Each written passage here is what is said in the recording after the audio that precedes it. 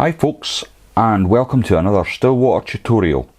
What you see in the vise is a daddy hog, so without further ado, let's get into it.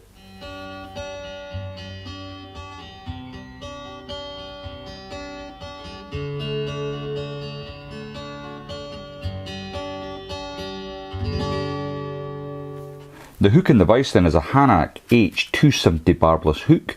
This is on a medium wire and it's in a black nickel. It's at size 10. The thread I'm going to be using today is from Fish On. It's their ultimate tying silk and it's black. Now obviously I'm not going to be using this spool. I have got this one here that I've been using. There's not much left, but I think there's enough to do this fly, so I want to use it up. So as always with the silks, I am going to add a little layer of super glue to the shank of the hook, and then I'm just going to use my silk to spread that up the shank. Catching in just behind the eye, I'm going to lay a bed of silk down onto this shank, and just as I get by the point of the hook, I'm going to come in with my scissors, take away my waist end. Now for the underbody of this fly, I'm going to use some UTC Opal Mirage. It's large. I've already cut a little section off here, and I simply want to catch that in all the way along the shank. I'm going to clamp it down anyway, so it doesn't really matter how much you take. Now I'm going to take this back to the pronounced bump on the 270, which is where a barb would be on a normal barbed hook. Now when I bring my thread back up, I want to stop a little over 1/4 of an inch from the eye, and then I can simply bring up my underbody. And if you were a belts and braces sort of guy, you could have put a little bit of super glue down onto the shank there, and that would have ensured that this doesn't go anywhere once you start taking a few fish. The other way you can do it, of course, is add in a layer of resin over the top of this, and it'll give it plenty of protection. But to be perfectly honest with you, it's fairly tough material, and I've got a lot of these flies, so if it gets savaged by fish, I'll simply change it. Okay, so we've got our underbody in place. Next we're going to add in our legs. I'm using the lazy man's job, which is the pre-knotted cock pheasant. They've been pre-tied, which is fantastic. I don't know how they managed to have the patience to sit and tie all these, but what I want is 2 clumps of 3, so I'm going to just separate them out, pull them off. I'll put that one clump to the side, and then I'll come in, get my other clump and pull that to the side. Now I'm going to tie in on your side first. I want my legs to be going down below the shank of the hook, and I'm going to use the knot there as a bit of a guide really. So that seems to be sitting okay. Then I can grab my second clump of legs. Again, using the knots as a bit of a guide, I can capture them in, and I'm fairly happy that that's sitting just right for me. So once you've got them in position, you can lift up the legs and trim away the waist. Next then, we're going to add our detached body in, and what I'm using is one of these tubes here, and I've cut this with a Gunville foam cutter. If you're not sure how I get to this stage, I'll put a little link to a video I've done up there, which shows how to make booby eyes, but it also shows you how to get to these little cylinders. And the first thing I want to do with this is just trim off the sharp edges. So I'll just trim them away.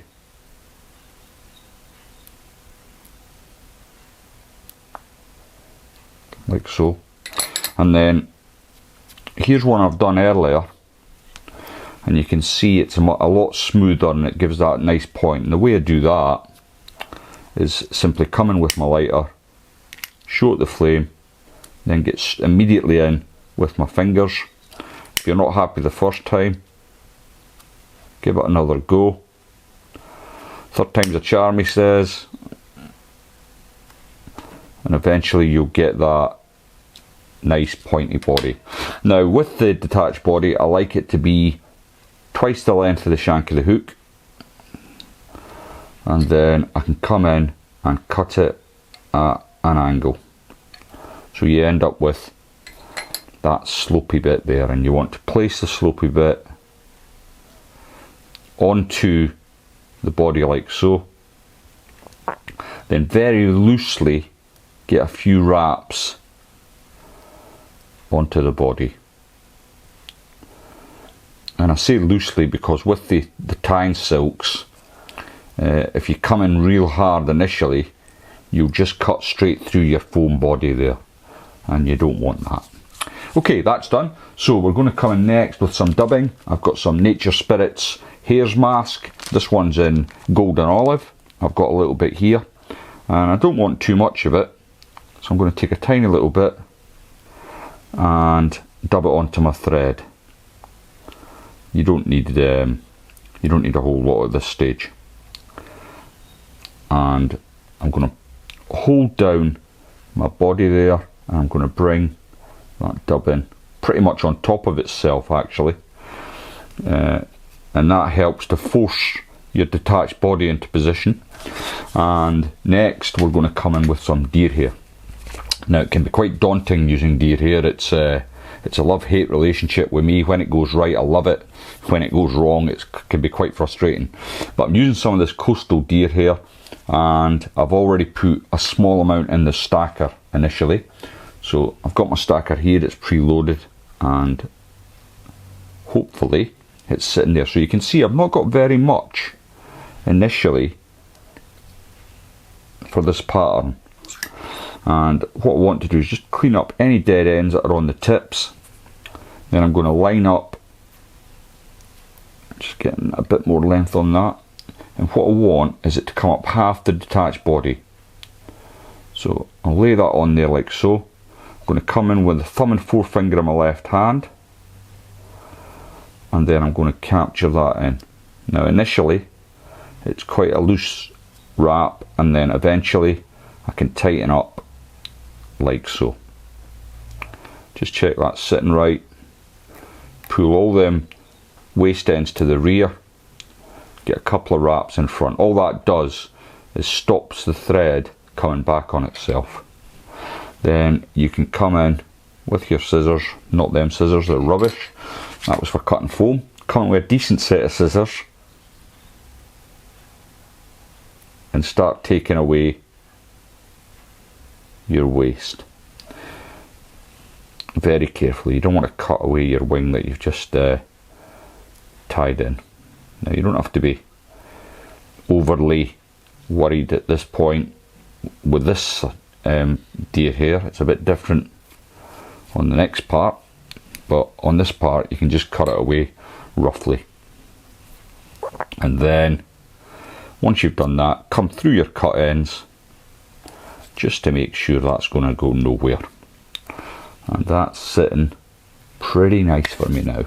Whoop. Just have a wee clean up there. And then we're going to add a little bit more of our dubbing. So again, I've only picked out a little bit, don't need a lot. Same stuff, the hare's ear golden brown, sorry. And then just come through it. And that is all sitting rather nice. Okay, so next, deer hair again.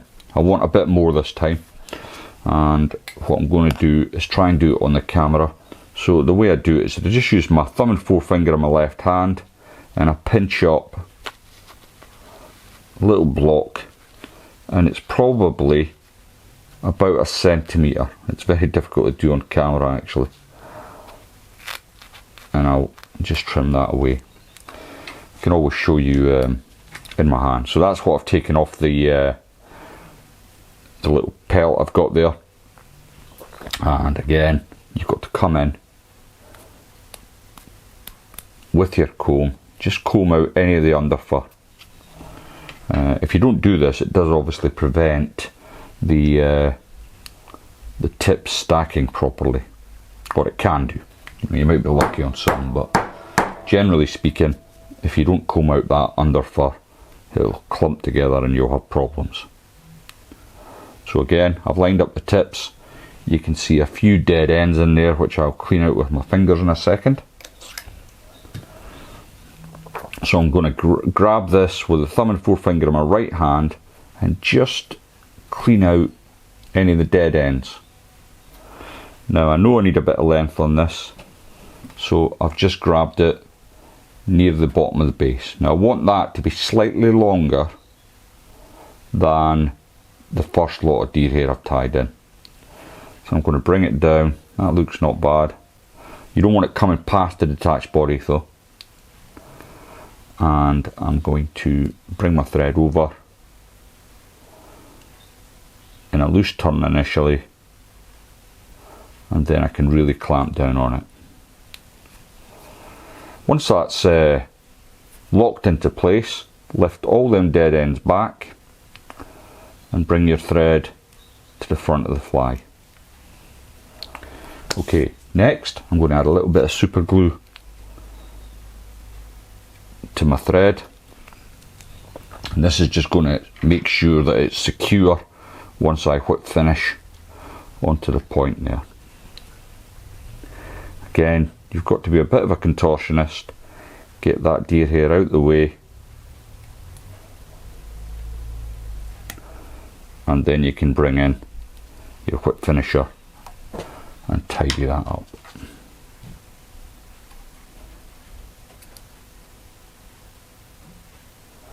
Just remove your thread. That took a bit of time. Then next we're going to just tidy up this a bit. Get the wing out the way. You don't want to start cutting away at your wing, but you want all them dead ends. Now I'm going to show you a little trick here to tidy this up even further. If you bear with me and just get the worst of it out of the way. So that's looking not too bad. It's not horrific, and you know, you might well be content with leaving it as is, but if you just make sure your fingers are as damp as possible, your thumb and forefinger of your left hand, pull all the wing out the way, then just come in with a lighter and you can singe away any of the loose bits, and that just tidies up the head of the fly for you, makes it look neat. So yeah, don't be afraid to try deer hair. It does take a wee bit of practice, but once you get into it, it's great fun to use, and you get a really nice effect. I hope you enjoyed the video. If you haven't already subscribed to my channel, please think about clicking that little button there. I would really appreciate your support.